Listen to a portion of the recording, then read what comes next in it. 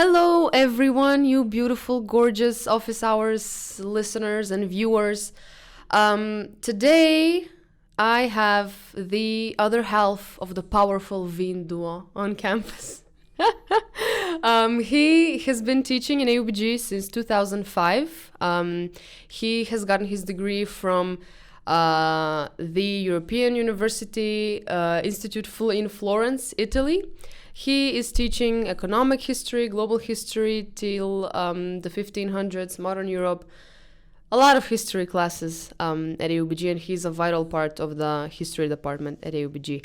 I would like to welcome the Wien fully yours, but not so much. Or no, actually the reason behind this cute little catchphrase, Professor Markus Wien. Welcome to the podcast. Thank you. Thanks. It's a pleasure to have you.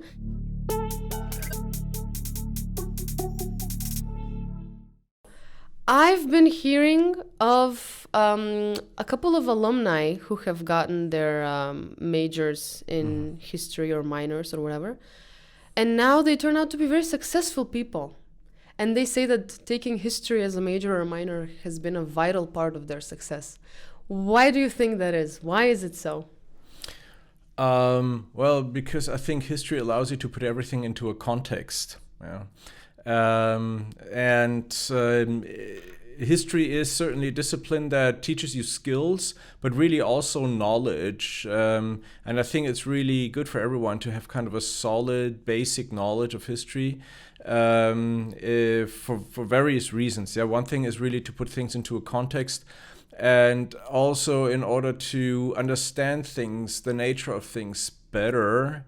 Because you relate them to you can relate them to all sorts of other environments, cultures, so that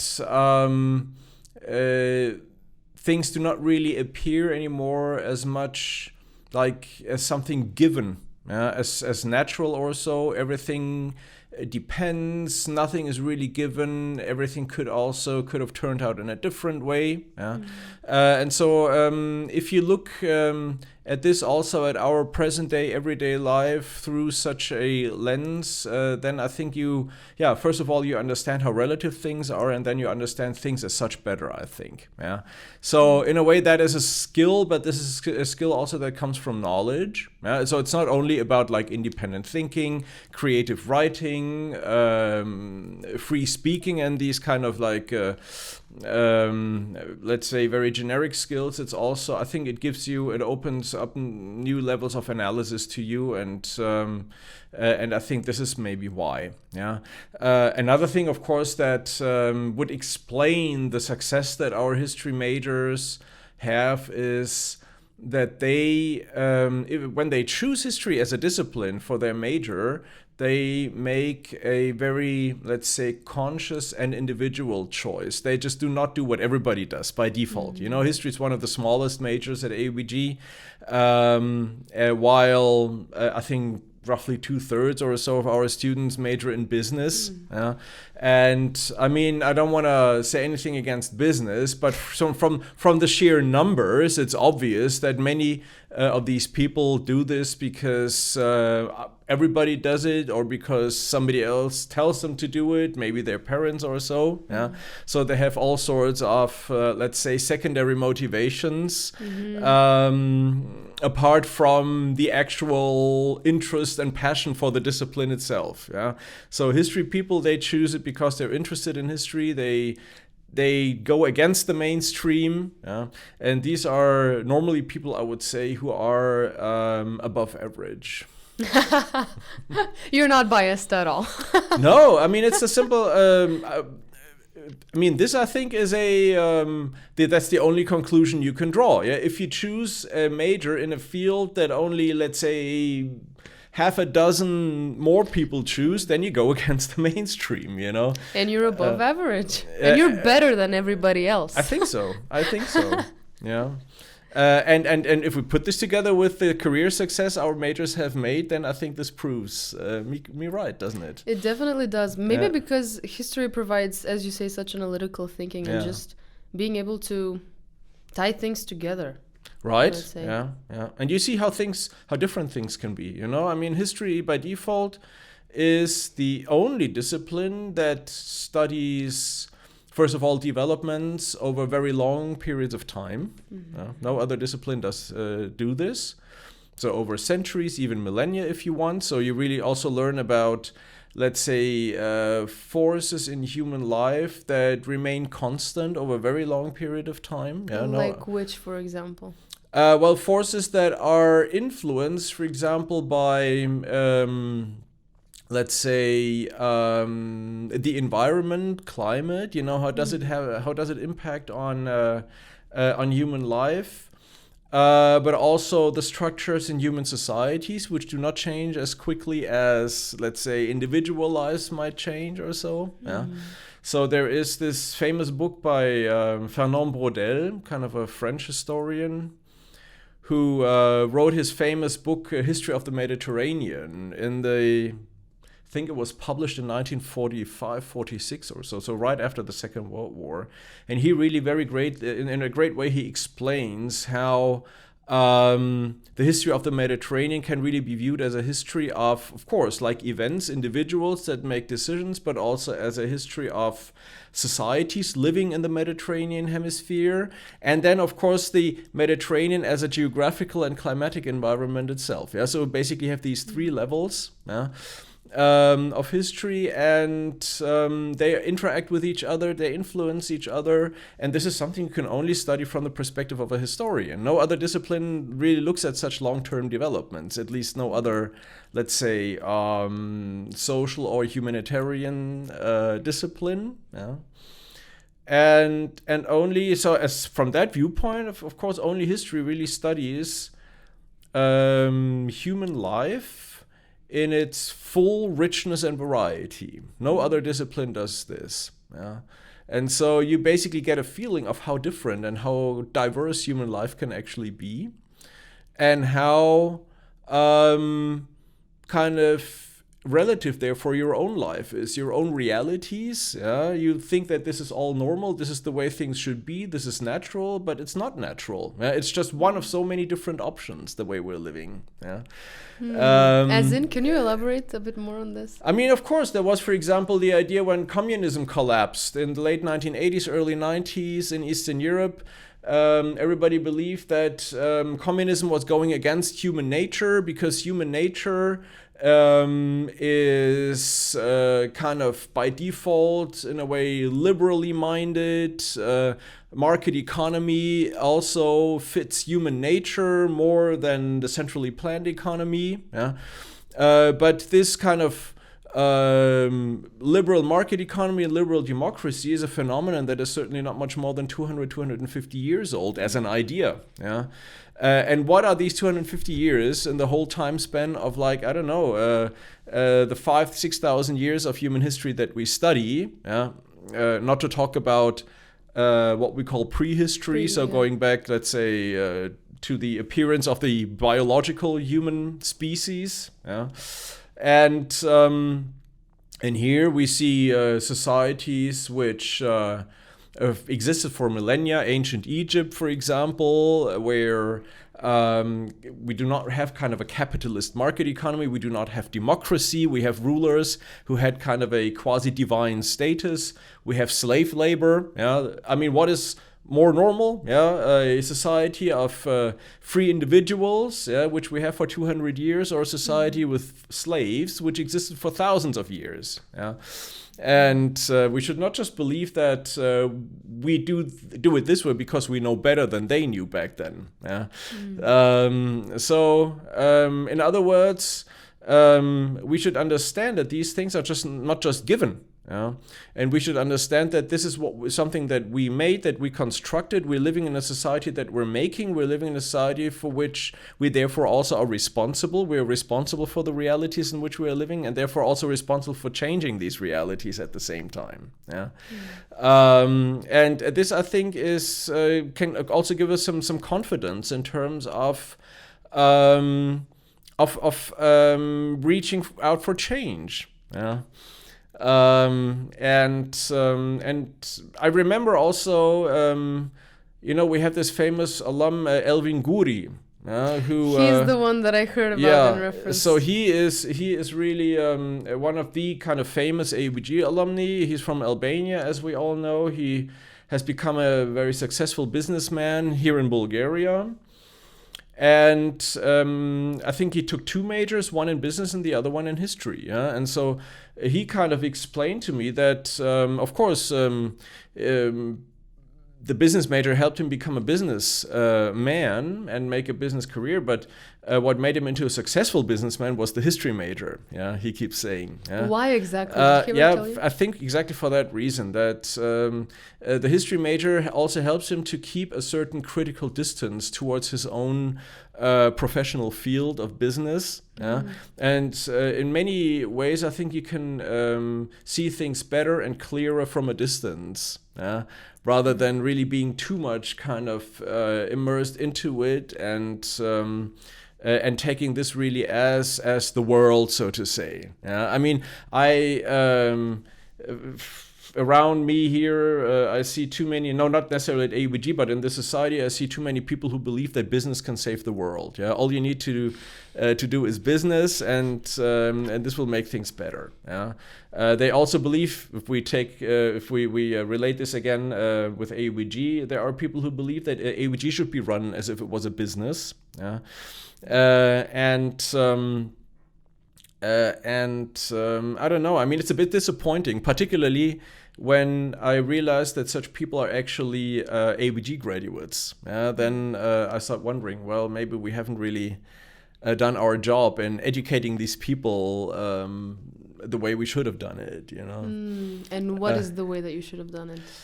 I don't know. I mean, it's we keep thinking about how to improve our education here. Yeah. But I think generally we should teach our students indeed a certain critical distance to their own field, to their own major. Yeah? So in other words, I don't think that majors should be just completely affirmative and kind of suggest that they simply train students for a particular professional field. Yeah. So I mean, okay, as I said, it's maybe a bit unfair to the business people and the business department here at AUBG as well, but I think generally we should not give people the impression if they take a major in business, then this simply is to teach them how to make money. So taking a major in business should basically teach them to have a critical view on the world of business. And I think this is ultimately also better for their success as business people, because they will have a better understanding of it. You know. So in general, whatever major we take, it should teach us to have a critical view on it. Exactly. Yeah, it should not be just affirmative. Yeah, but it should be critical. Yeah. Why is this critical?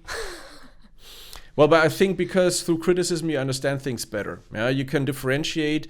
You're not kind of bound to a particular agenda, let's say. Yeah,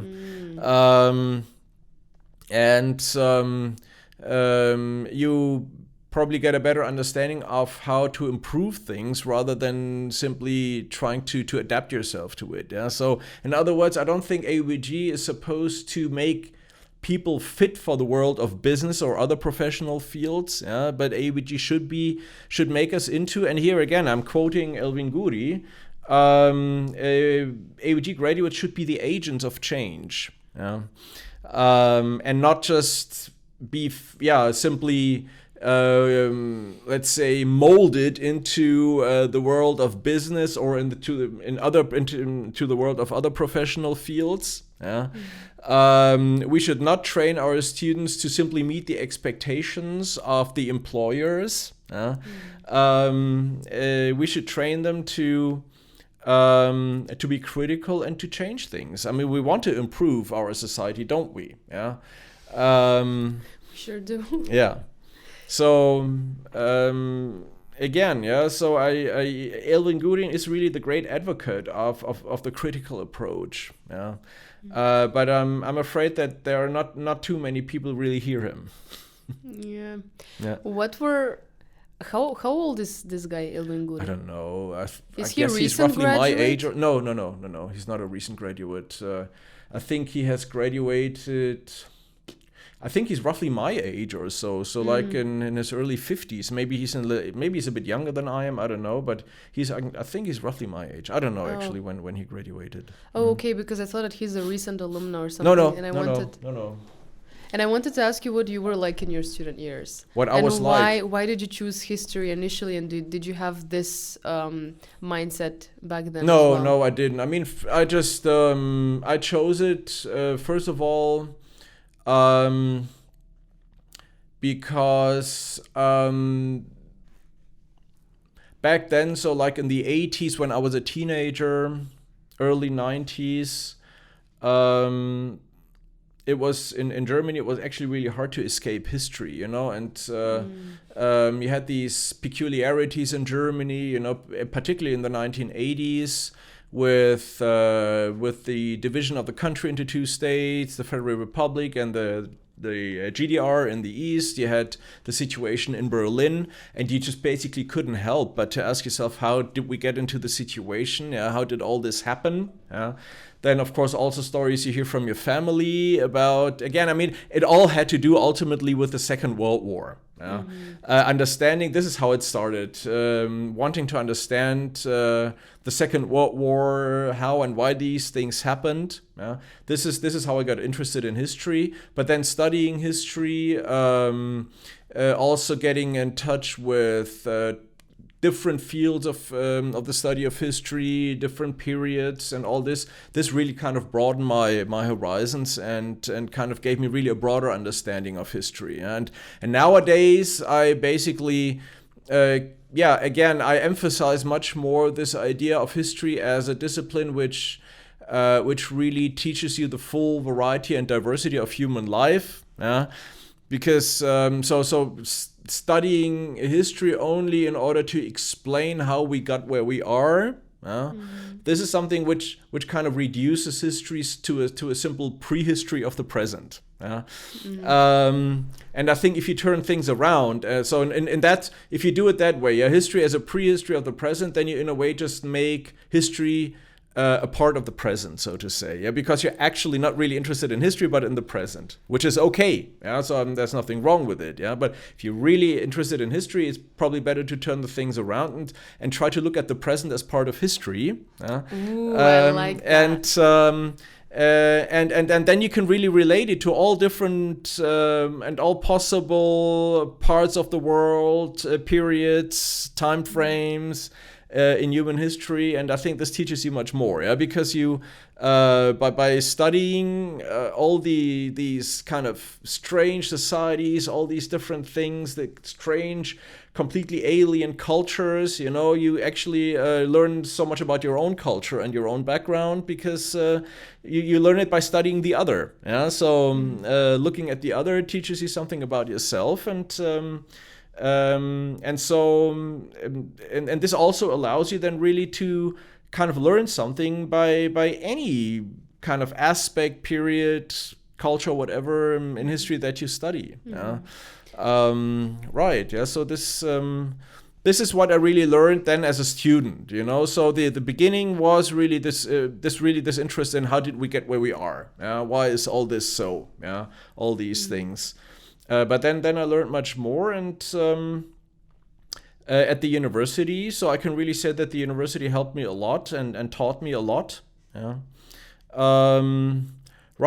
So I mean the history, I basically studied history at the University of Munich, and the whole German university system is very different from this American one. So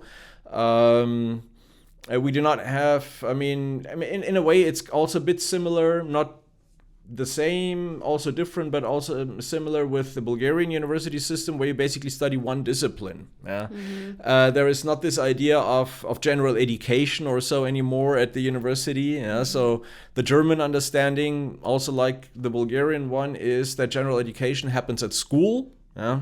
And at the university, you specialize in a particular discipline. So the experience was very different, of course. And also the whole student life was different. Yeah, we do not have these campus universities in Germany. So you have universities that are simply in the city, yeah, spread all over the city also in many cases. And so basically I had to take the metro, you know, to move from one lecture, to get from one lecture to the next seminar or so, which was in a different institute then, you know. And it probably took an hour. Yeah, well, sometimes you really had to plan, yeah. And I also simply lived in the city, you know. I found myself a place to stay and lived there, paid my rent, you know. So this, and then when you wanted to meet other students, sometimes you really had to make phone calls and then say, well, let's meet in this or that pub or whatever somewhere in the city. Yeah? But you wouldn't just run into each other necessarily as you do here on campus, you know. Must have been sad. Well, yeah, I mean, we felt a little bit more. Just, in a way, sometimes, of course, you had to really take an effort to have a social life. Yeah. But on the other hand, we were probably a bit more like feeling like adults, so to say. Yeah, we didn't really have anybody. We had to care about many more things, you know, like as I said, accommodation. Yeah, then you need to find a place to, I don't know, do your laundry, you know. Then,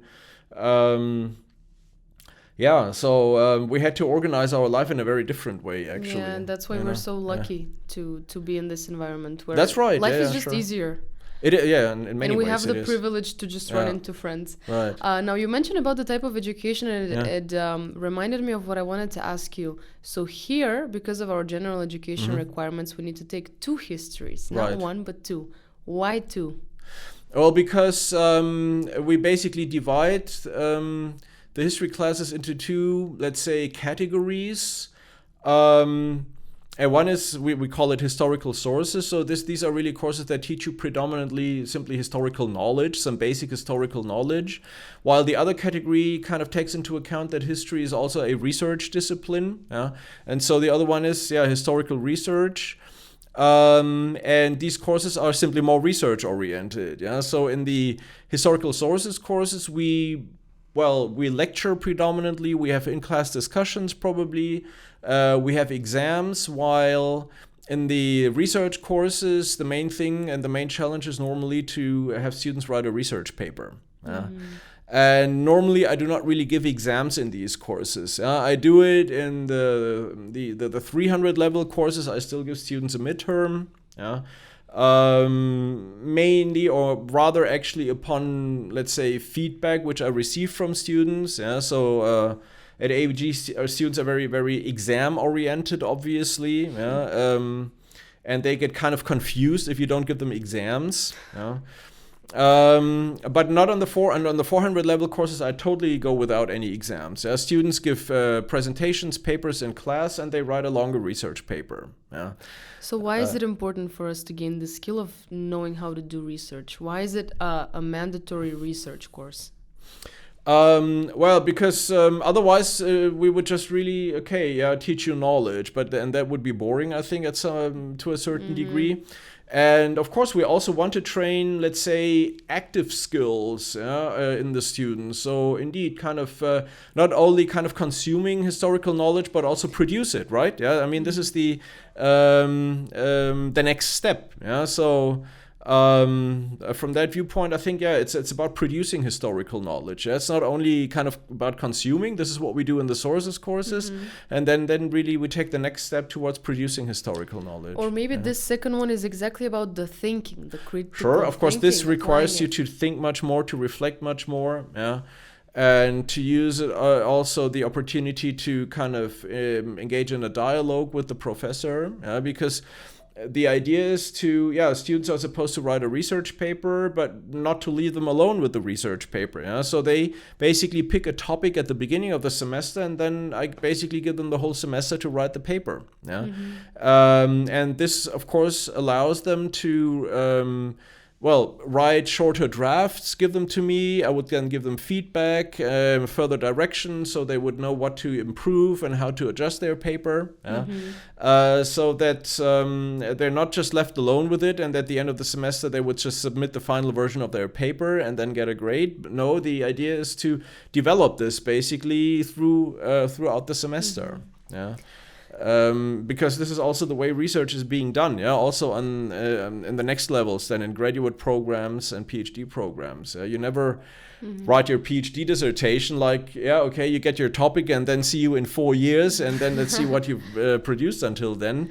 This is something that develops in a dialogue with the supervisor, and we practice this in the historical research courses here at AUBG. This is where we started. So the reason behind this course is to produce future PhD candidates. At least, I mean, the point is that we need to give those who are interested the opportunity to take the first steps in that direction.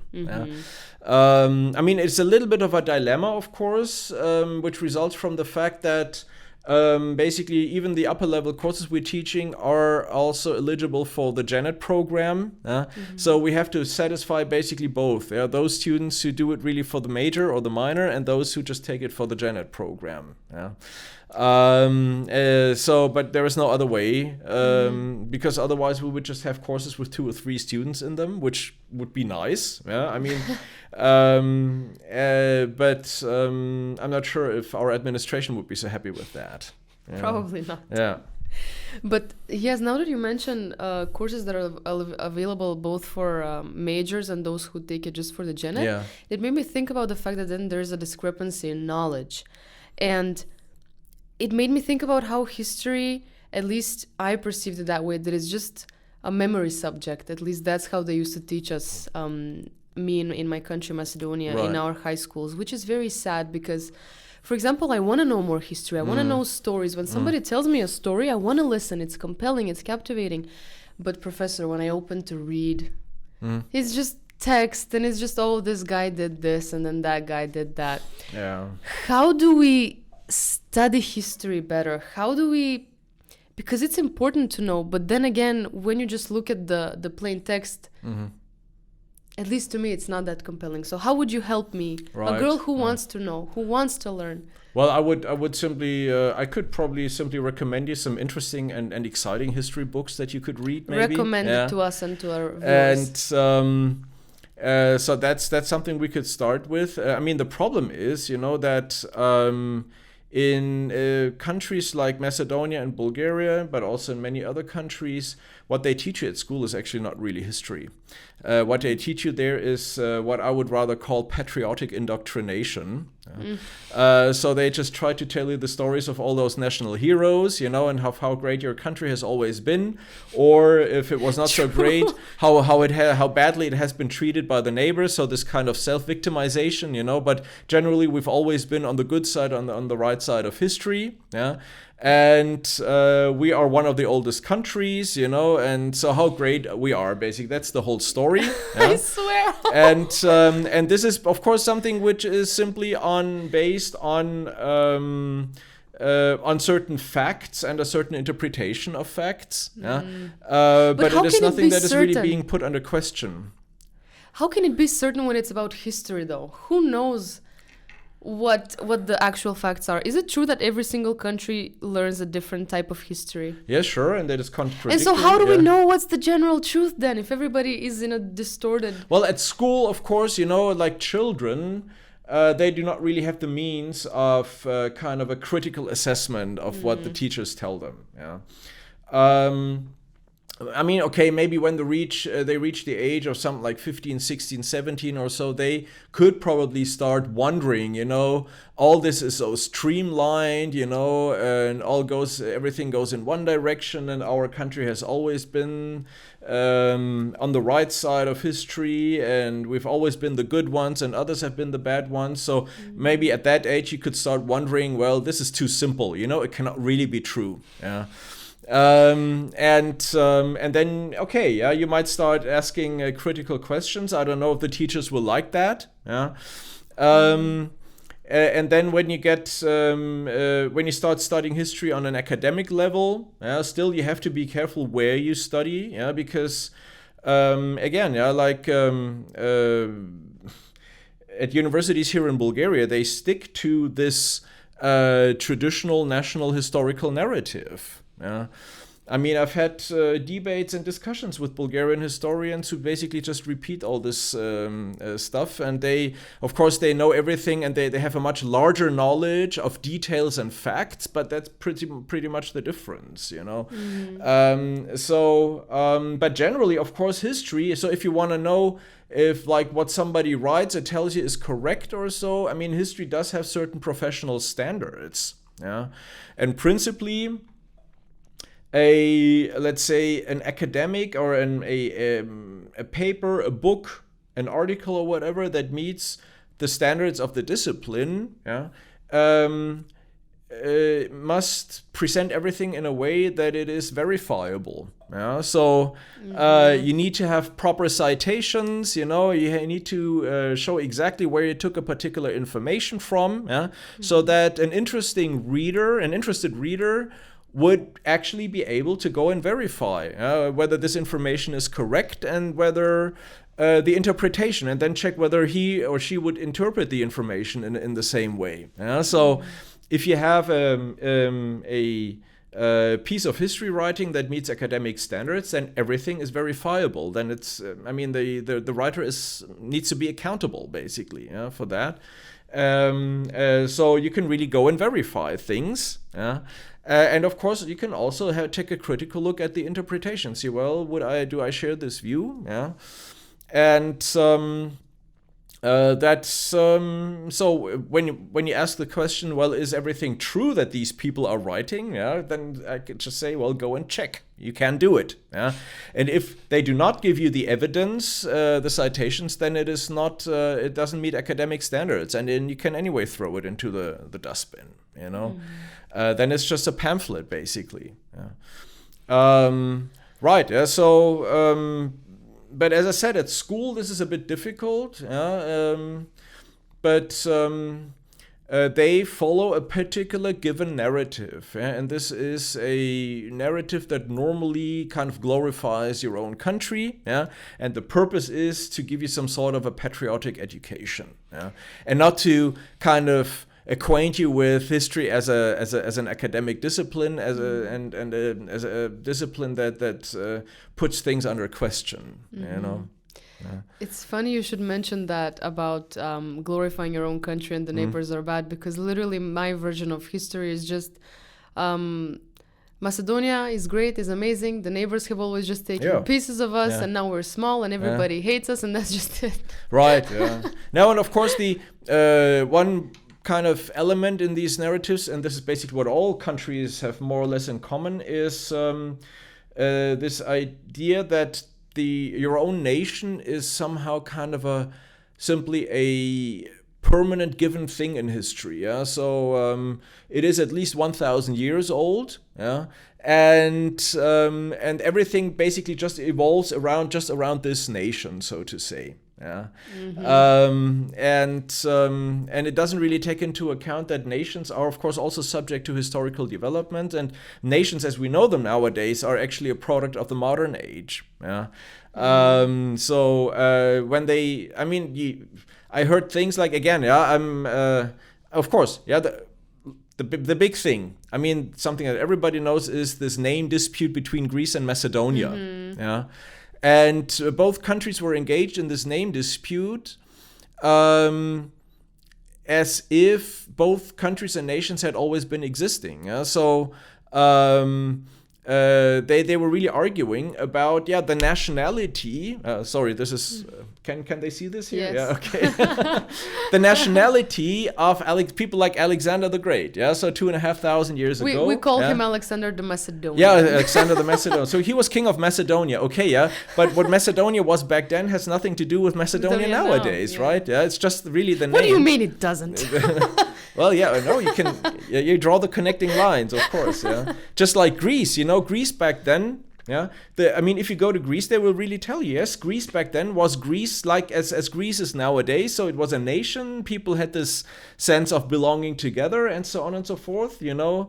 And, you know, they were fighting wars against each other. So I guess there was not really so much sense of belonging together.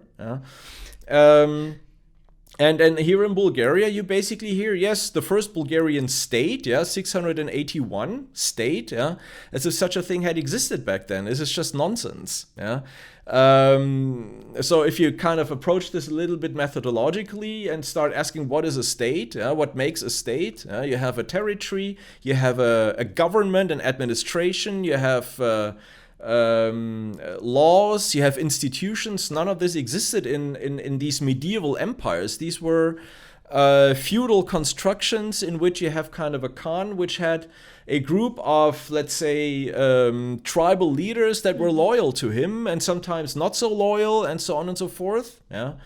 And so this is not a state. There was no such thing as a border control, let's say, between Bulgaria and like the Byzantine Empire or something like that. This lacks everything that we normally expect a state to have. And even less was it kind of a national state. Okay, maybe that's an extreme example, but there was this Bulgarian historian Božidar Dimitrov, who was also the director of the National Historical Museum for many years, and he really writes like, Bulgaria from the beginning was established as a national state. And of course, such categories do not apply to the Middle Ages, you know, and then you also like, okay, then you have Cyril and Methodius, you know, who kind of created this Church Slavic language, and then they tell you, okay, this language was based on what is it, Old Bulgarian. All of us want to claim him. Of course, everybody. So it was Old Bulgarian, they say. Macedonian. Of course, Macedonian. Macedonian. Whatever. That's it. I mean, the Russians would even say it's Russian, even though this was a bit far away now. Okay, but fine. But if you say, okay, Old Bulgarian, or call it whatever you want, you know, I mean, you should ask basically, what was this Old Bulgarian? Did they have a grammar, kind of a standardized grammar and orthography or something like that? Of course not. It was not a written language, and it was simply a conglomerate of dialects, and this is how written languages are created. Normally you just pick a dialect and declare it, this is the standard, you know, and if you can call it Bulgarian, you can call it Macedonian, you can call it whatever you want. But if you call it Bulgarian, of course, this means that present-day Bulgaria kind of owns this. You know, this is this idea of owning, history. And history is all about owning, isn't it? It's exactly. So currently, big dispute between Bulgaria and North Macedonia about Tsar Samuel of the early 11th century. Gotze Delchev, fine. I even accept Gotze Delchev because was a man of the 19th century. And in the 19th century, the idea of the modern nation is already there. So, and the modern nations kind of start developing. So you're saying about even before the idea of nations was. Right. Present. I mean, in the 11th century, Tsar Samuel, this guy did not think in categories of, am I Bulgarian? Am I Macedonian? What am I? True. And but they're really seriously disputing such things nowadays. Was he Macedonian? Was he Bulgarian? Was this the kingdom of Tsar Samuel? Was this some sort of a Macedonian kingdom, or was it rather kind of a Western Bulgarian kingdom? So like what was left from medieval Bulgaria and so on and so forth. So they're totally. I mean, I find it weird to discuss things that are 1,000 years back in history and really make politics out of this nowadays. I mean, they're making politics with this. You know, they raised the veto against the Macedonian EU accession negotiations and so on and so forth because they said we have disagreements about history. Okay. I think it's about more of the recent history, though. Sure, no, but I mean, Tsar Samuel is one of the core elements, you know. I mean, I talked to Bulgarian historians, some of the members of this common historians commission, which is negotiating these things. Yeah? And they basically say, no, we cannot accept North Macedonia as an EU member as long as, for example, they write all these wrong anti-Bulgarian things in their school textbooks. Yeah. So, I mean, this is not to take the side of the Macedonians in this dispute. Why not? But it's, yeah, of course, why not? No, I mean, the problem is... Not me just pushing Macedonia on this podcast. The problem is that the Macedonians I mean, that Bulgaria is in the powerful position here. Yes. That's the... Yeah. So this is why you cannot really put them on the same level. Bulgaria is the one which can block Macedonian. Yeah, they can block Macedonian EU accession. While Macedonia or North Macedonia doesn't have anything kind of equivalent, anything reciprocal. Yeah. But this, as I said, to me, this has nothing to do with history as an academic discipline. It doesn't really teach you anything about history. It is even methodologically wrong. Simply using or applying categories of modern nationhood to the Middle Ages. Yeah.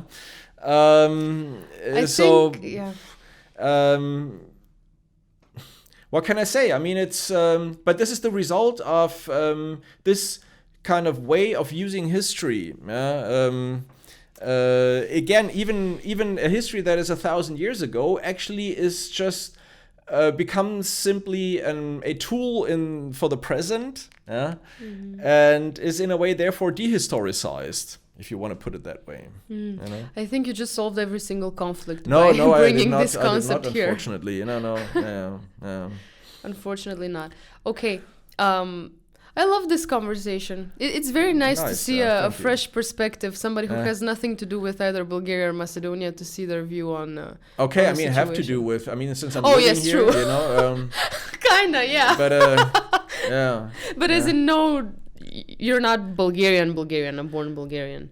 No, I'm enough not at all. No, I do not really. No, this does not hurt my patriotic feelings. Exactly, about that's this. what I'm talking about. I mean, the good thing is actually, I mean, maybe in that sense, it is actually even kind of an advantage when you're German, because Germany, with the Nazi past, we have really completely lost this naive patriotic relation to our own history. Yes.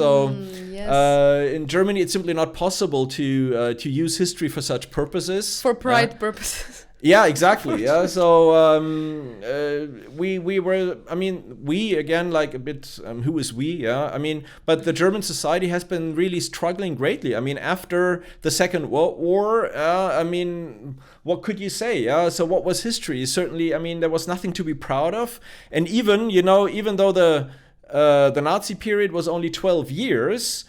Now, after the Second World War, it seemed as if German history as a whole was just full of evil and bad. Yeah, and you had this impression the best thing would just be to, in a way, get rid of German history, just get rid of it. Yeah, and of course, this did not happen. It would not have been useful, but it kind of was productive insofar as German society learned to accept its history also with the negative sides, So it is still our history, even though we were not always on the right side, we were not always the good people, yeah. And this gives you a much more differentiated perspective, I think. Yeah. Of course, I mean, and this is now happening in other countries as well, yeah. But now, and not like 70 years ago or so, yeah. With a kind of a reassessment of the history of colonialism. Nowadays we see in Britain and in France kind of a critical assessment. Yeah. For many decades, the British all kept believing, well, we are the greatest. Yeah? We were always on the right side of history, and we have brought our civilization to the rest of the world. Instead of saying, well, actually we have colonized and exploited other countries and other cultures, and now they start rethinking this, and I think kind of this general rethinking of history has started in Germany pretty much right after the Second World War, when it was really so obvious that things had gone fundamentally wrong. And now it's also happening in the countries, particularly in the big countries of the big colonial empires, actually. I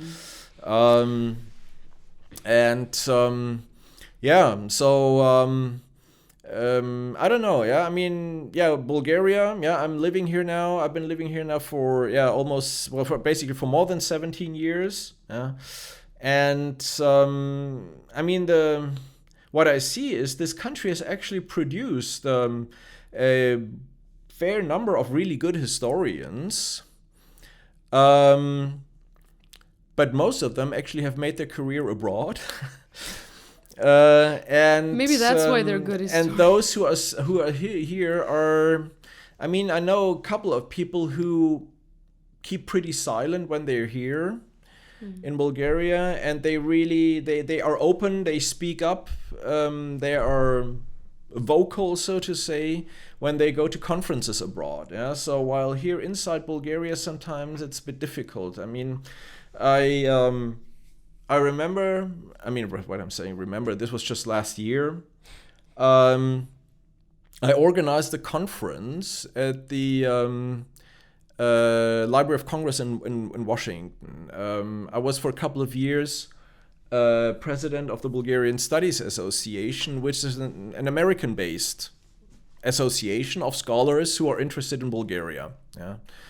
And so every fourth year, the association has a conference on a regular basis. So it's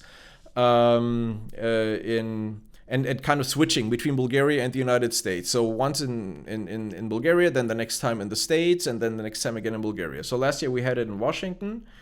And we published a call for papers. We received a number of paper proposals, accepted most of them, put them into the conference program, and then we decided, of course it would be nice, since we're in Washington, we should invite the Bulgarian ambassador to the United States to join us for the conference, maybe also say a few introductory words or so. And so we invited him. I invited him, basically. This was kind of my job since I was president of the association. And then kind of 2 weeks before the conference, he asked me for a Zoom meeting. And I said, okay, of course, let's have a Zoom meeting. Because I expected he wanted to clarify some details with me and so on and so forth. And we started the Zoom meeting, and then it took him 2 minutes or so, and then all of a sudden he started yelling at me. What for? Yeah, what for? He had discovered in the conference program, he had discovered 3 papers that do not really follow the Bulgarian standard national narrative. Yeah.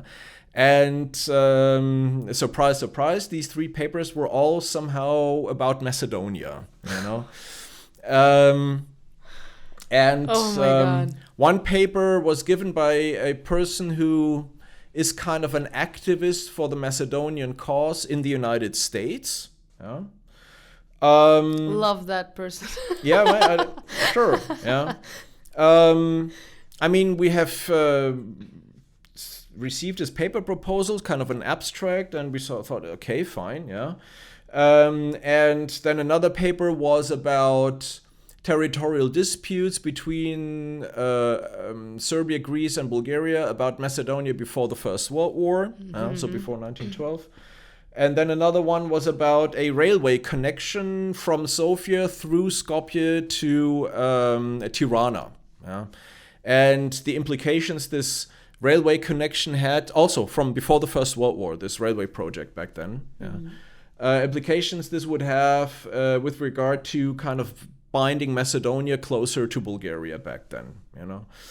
And so, and just from the titles of the papers, he was just against this, and basically kind of made it clear to me that I should take these 3 papers off the conference program. Yeah. And Professor, let's stop here. You're going to make me mad. No, I mean, this is...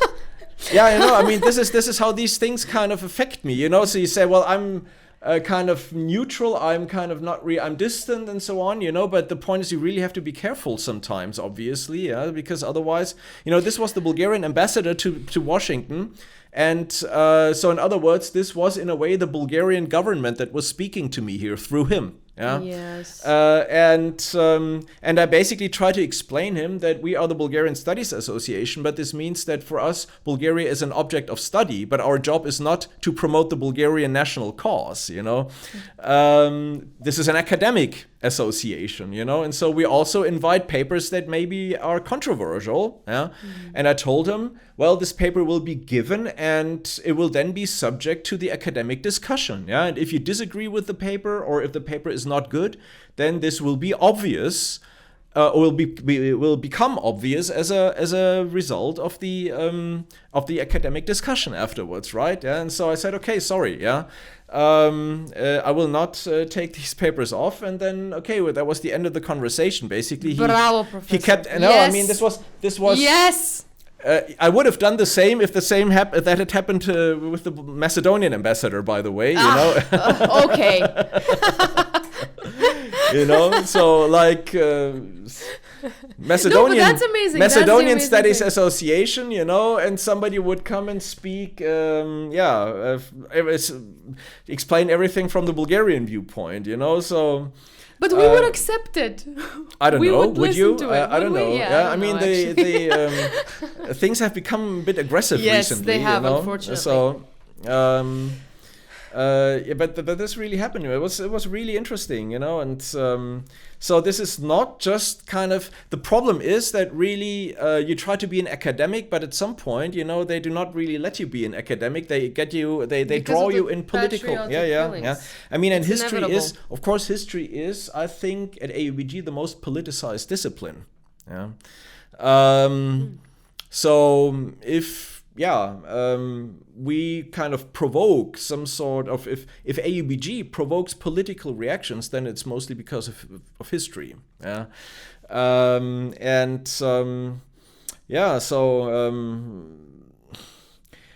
not sure, for example, if it would be possible to, the next conference of the Bulgarian Studies Association will be here in Bulgaria. And if we have such papers, you know, in the conference program, I'm not sure if it would be really easy to hold that conference here, you know. Maybe not at these times, no. And I mean, the point is, these things affect me personally. It is not that I can look at these things only as an academic, you know, and it basically draws me into these things, you know. Ultimately nothing happened, you know, but he just didn't come to the conference, you know. Did he? No, I mean, I was actually relieved, you know, because I basically was afraid that he would actually show up and then start making trouble on the conference. Yes. Yeah. The audacity! Oh my God. You know, there was. Okay, good thing he didn't show up. Yeah. No, and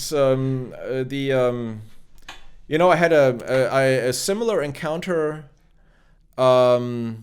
Last year, so this conference in Washington, that was last year in June, yeah, and I was on another larger conference, one of these like big conferences where really the whole discipline gets together, everybody, thousands of people, and you have hundreds of panels, and you cannot really, of course, visit all these panels.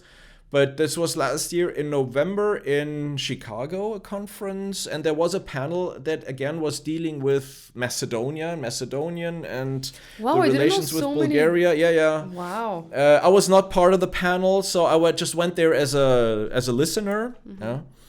And then they started talking about the Macedonian language and controversial issues, you know, between North Macedonia and Bulgaria, and all of a sudden it turned out that the Bulgarian General Council in Chicago was in the audience, you know. Mm-hmm. And then he started speaking up against all these papers that had been given there, and the whole thing ended in screaming and shouting, you know, and they had to they basically ended the panel before time, you know. The panel was supposed to, last an hour and a half. This is devastating. And then right, like half an hour early, they said, well, sorry, so that the panel chair, sorry, I'm now ending this panel here. There is no there is no kind of constructive or fruitful discussion possible anymore, so let's just end it, you know.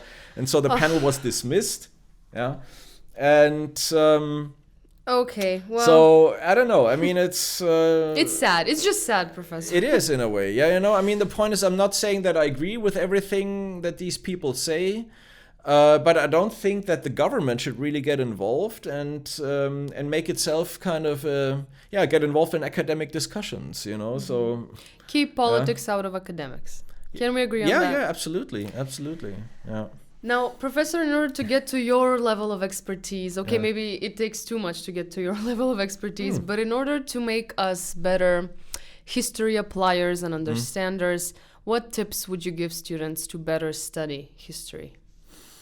You mean when they take history courses, for example? Or in general, when they read, how to, maybe me again, make it, how to find the interesting pieces of history, how to remember things better, because it's so much history going on, right? Right, yeah, no, but I mean, you know, the point is I did not become historian really by simply memorizing a huge amount of facts or so, yeah. Isn't it inevitable though? Because you must remember it just, who in a did way, what it when. happens, of course, it happens. So when you're interested, you will also memorize a lot of stuff. Yeah, but also I keep forgetting a lot of stuff, you know. So I'm not, for example, I'm not the person who's kind of like just like that able to tell you, well, when you want to know more about this or that topic, there are all these books, you know, like, and then give you the titles and the names of the authors of all these books. This is stuff I usually forget. What I kind of memorize and what I keep in my memory are indeed kind of interesting and inspiring thoughts that I get out of my readings, let's say. Yeah. So read books. Yeah, sure, that of way. course, read. Yeah. And talk, you know. I mean, you should always stay in contact with other people who are interested in history. Yeah. You learn so much from the discussion also. Yeah, that and this is what I can really recommend. Yeah. And once you get really to, I mean, the here at AUBG, we do offer opportunities. We have also guest lectures. We have, particularly guest lectures. We do have the research conference, something that I can only recommend. Yeah, and then, I mean, also consume it through other media. I'm not saying that you can only read. Watch films. You know, I mean, there are great history documentaries. Yeah, watch them. Yeah. There's a lot out there, and then once you get to the graduate level, then it really gets. It's also time really to attend conferences, because conferences is really where the discussions happen mostly, and where people leave and do exactly. scandals. Yeah, exactly. Yeah, no, I mean, it's sometimes it can also be really exciting and interesting there from that viewpoint. But yeah, I think the main thing is really try to keep in touch with history through these different channels. Yeah, so reading is certainly important, but also consume other media. There's nothing wrong with that, and keep discussing, keep talking to people. Yeah, this is absolutely. I think this really is most beneficial, I think. Yeah. Just like this conversation was very beneficial for me, Professor. All right. Thank you for being sure. a guest on the podcast. Yeah. Is there anything else you would like to add before ending? Well, no, it's I can only, of course, I mean, I can here at AUBG, the main thing is I would advertise our programs, you know, and I mean, they do have some specific characteristics and advantages which simply result from the fact that they are small programs. So the history majors and minors are a small minority. They are by default people that go against the mainstream. Since it's a small number, we can of course also give students much more individual attention than professors can do in the larger majors, and this is maybe also an advantage. And this is something which is not only important while you're at AUBG, but also later when it gets to writing, when we get to writing recommendation letters and all this. You know, of course we can do this to certain limits only. Yeah, we cannot write I cannot write 100 recommendation letters every year. Yeah? While the students who complete their major in history, if they get back to me afterwards when they are alumni, I can write them recommendation letters, because generally I don't write too many such letters simply, So this individual attention is also something that continues after graduating from AUBG, So, therefore, and the other thing is, of course, at AUBG you can do a double major, so the history doesn't even have to be your only choice, but I think it really offers you perspectives that only history can offer, and you can fill things with content. You study computer science. Yeah, you do a major in computer science. What do you think? How do you think these people, these programmers, software developers, how they write computer games with historical content? They have to have some background. They engage maybe historians also, and if you're a historian who also understands about software development, then I think you have a perfect combination. And in a similar way, history can be combined very well with business. Again, Elvin Guri, but also with economics. With everything that concerns humans. Yeah, absolutely, exactly. That's what I'm saying. History is in a way. History is certainly kind of a core discipline of human self-reflection in the broadest sense. That's beautiful. Yeah. Thank you. Thank you again, well, Professor, thank you. for being on the podcast. Yeah. And I will see you, viewers and listeners, in the next So will this be up podcast. at some point then? Yeah. So yes, definitely. Okay. It oh my will. God. Yeah. Everybody.